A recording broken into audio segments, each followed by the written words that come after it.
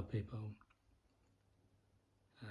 As you know, last month I got a car panel from the outside, but I didn't get the indicator because that's what they only had. And today I will show you my Otis Europa 2000 car panel. Here it is.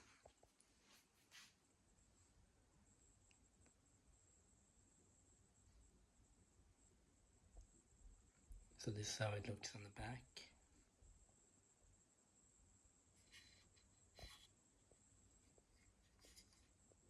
Here's the downside.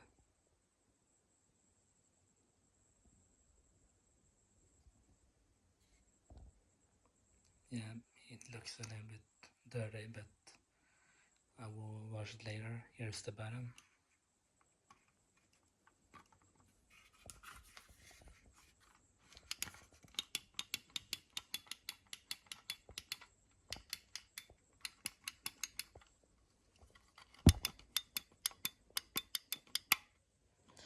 Yeah, it's hard to...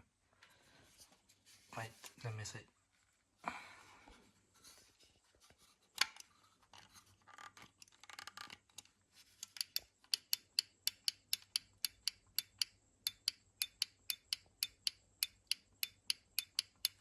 Yeah, so this is the only thing I have.